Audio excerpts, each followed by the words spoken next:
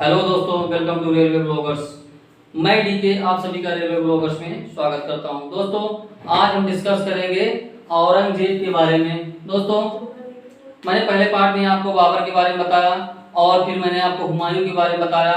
उसके बाद मैंने अकबर के बारे में बताया, शाहजहां के बारे में बताया। आज मैं आपको बताऊंगा औरंगजेब के बारे में। तो दोस्तों, अगर आप हमारे चैनल पर नए हैं तो चैनल को सब्सक्राइब करिए, लाइक करिए और कमेंट करना ना भूलिएगा।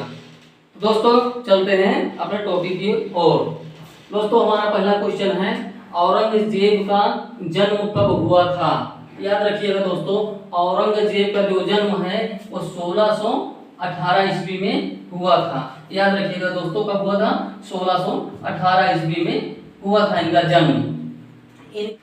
दोस्तों, उनकी माता का जो नाम था वो मुमताज महल था।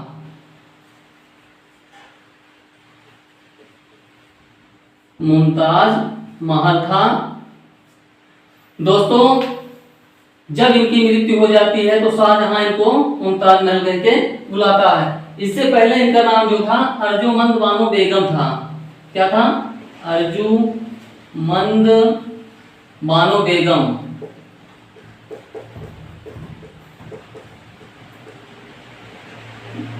याद रखिएगा दोस्तों, इनके पहले का नाम जो था अर्जुमंद बानो बेगम था।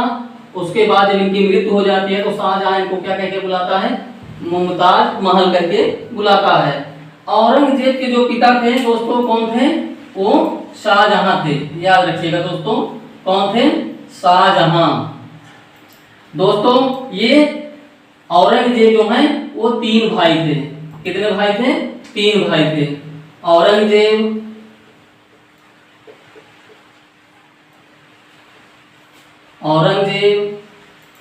शाह शुजा और दारा शिको।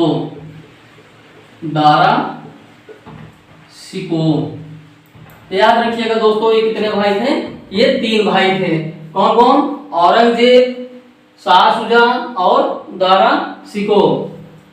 तो दोस्तों, चलते हैं अगले क्वेश्चन की ओर। दोस्तों, शाहजहां ने औरंगजेब को सूबेदारी किस अवस्था में दी थी? याद रखिएगा, शाहजहां ने औरंगजेब को किस अवस्था में सूबेदारी दी थी? तो याद रखना, 16 वर्ष की आयु में इनको सूबेदारी मिलती है।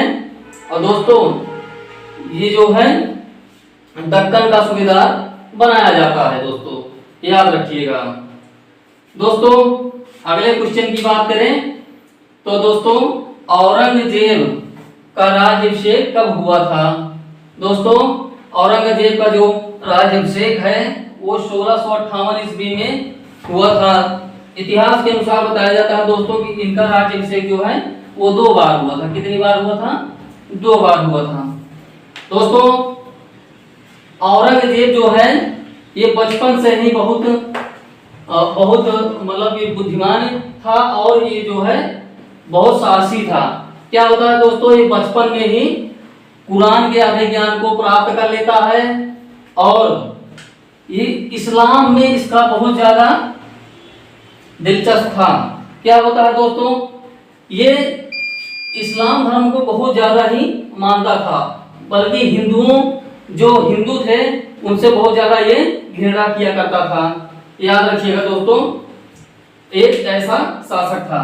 दोस्तों, औरंगजेब का जब राज्याभिषेक हो जाता है तो वो बहुत ज्यादा सबको परेशान करने लगता है। उसी समय राज्याभिषेक जब होता है औरंगजेब का, उसी समय क्या होता है कि शाहजहां की तबीयत बहुत ज्यादा खराब हो जाती है। उसकी तबीयत खराब होते ही वो क्या करता है? अपने भाइयों पर आक्रमण शुरू कर देता है।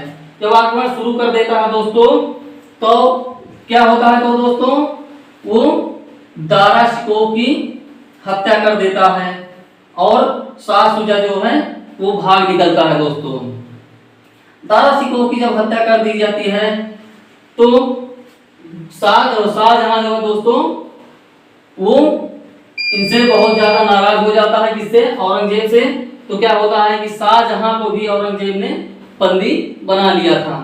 और कहा जाता है दोस्तों कि जब औरंगजेब जो है शाहजहां को इसलिए बंदी बनाता है क्योंकि शाहजहां जो है वो ताजमहल पर बहुत ज्यादा खर्च करने लगा था, इसलिए उस राज्य में बहुत ज्यादा समस्याएं बढ़ने लगी थी, इसलिए उसको क्या कर लिया जाता है, बंदी बना लिया जाता है। जब बंदी बना लिया जाता है तो कहाँ रखता है, आगरे के किले में उनको रखा जाता है।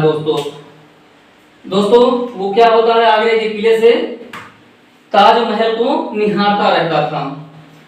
दोस्तों अगले क्वेश्चन की बात करें तो कौन सा शासक था जो हिंदुओं पर बहुत ज्यादा अत्याचार किया करता था? कौन सा शासक था दोस्तों जो हिंदुओं पे अत्याचार किया? तो औरंगजेब। कौन सा शासक था? औरंगजेब। दोस्तों क्या होता है, औरंगजेब जो है हिंदुओं के मंदिरों को, हिंदुओं के जितनी मंदिर हैं उनको तुड़वाने का काम चालू कर देता है और कहीं भी हिंदुओं को जाने से रोका जाता था।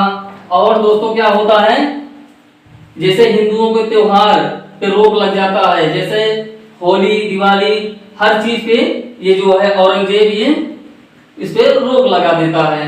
और दोस्तों क्या होता है कि जो शाहजहां जैसे कि मदिरा का सेवन किया करते थे और जहांगीर मदिरा का सेवन किया करते थे, तो इसने मदिरा पे भी प्रतिबंध लगा दिया। जितनी भी नशाएं होती थी इस पे मदिरा जैसे होते थे, इन पर सब पे प्रतिबंध लगा दिया था। नृत्य पे भी उसने प्रतिबंध लगा दिया। इसे कहा जाता है, क्वेश्चन पूछता है दोस्तों कि कट्टर मुस्लिम शासक के नाम से किसे जाना जाता है? तो औरंगजेब को जाना जाता है। चलिए दोस्तों हम अगले क्वेश्चन की बात करें तो औरंगजेब ने जजिया कर को कब लागू किया था? दोस्तों औरंगजेब ने जजिया कर 1679 में लागू कर दिया था। और दोस्तों ये हिंदुओं को बहुत ज्यादा प्रेरित करने लगा था। जजिया कर मुस्लिम जो भी वहां पे मुस्लिम रहते थे उनके ऊपर जजिया कर नहीं लगाया था, जितने हिंदू थे उनके ऊपर जो है जजिया कर इसने लागू कर दिया था। दोस्तों क्या होता था दोस्तों, जैसे भी चाहे वो गरीब हो चाहे वो अमीर हो सबको जजिया कर देना पड़ता था। चलिए दोस्तों आगे क्वेश्चन की बात करें तो अगले क्वेश्चन की, कौन सा शासक भारत में मुस्लिम सत्ता स्थापित करने का ठान लिया था?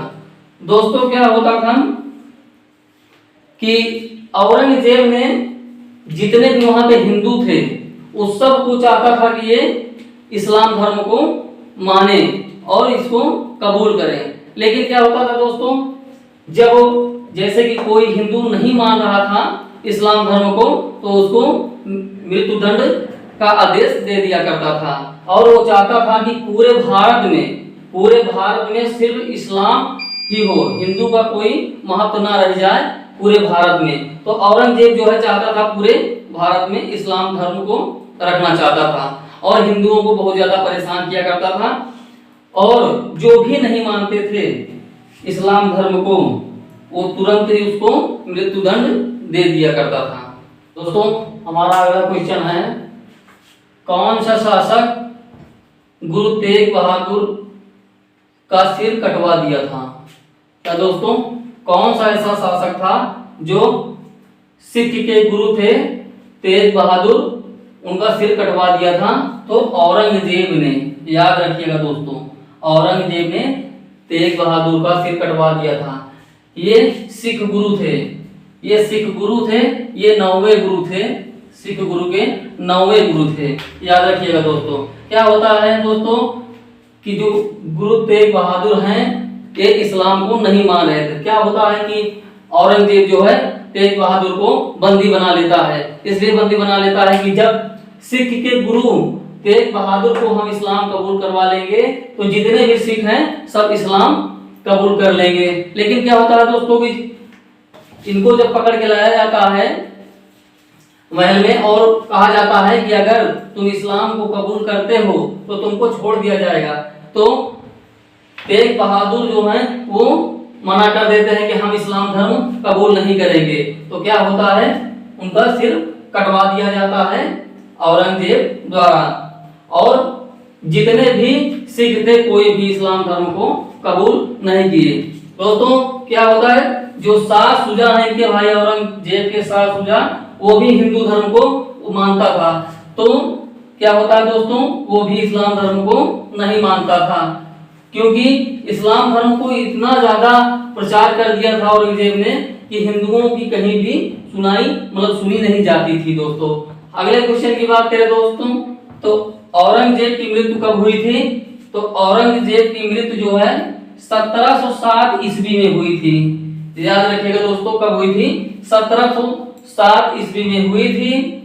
कितने वर्ष की आयु में? तो 88 वर्ष की आयु में इसकी मृत्यु हुई थी अहमदनगर में। याद रखिएगा दोस्तों, कहां पे? अहमदनगर में इसकी मृत्यु होती है, 88 वर्ष की आयु में होती है। इसका मकबरा जो है कहाँ है? तो इसका मकबरा जो है दोस्तों वो खुलदाबाद में है।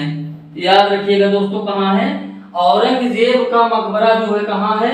वो खुलदाबाद में है। याद रखिएगा दोस्तों। तो दोस्तों आज के लिए बस इतना ही दोस्तों, बने रहिए हमारे चैनल के साथ दोस्तों, मिलते हैं अगले टॉपिक में। अगर आपने हमारे चैनल को सब्सक्राइब नहीं किया है तो दोस्तों हमारे चैनल को सब्सक्राइब करिए, लाइक करिए, कमेंट करिए। मिलेंगे अगले वीडियो में दोस्तों, तब तक के लिए जय हिंद।